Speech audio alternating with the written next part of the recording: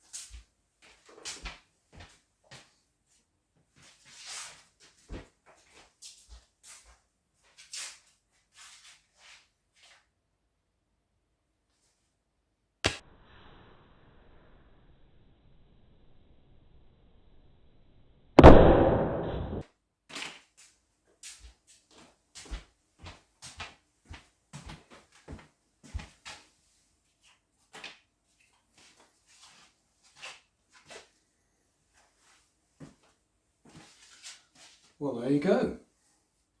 Flies excellent. Just what I expected. It actually took me 6 throws. Normally I take dozens, maybe even hundreds.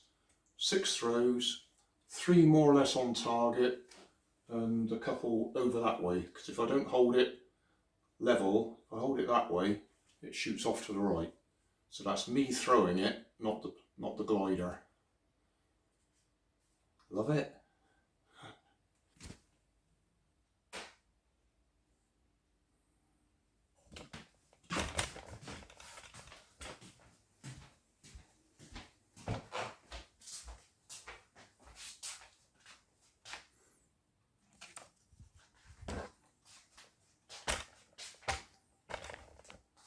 Thanks for watching.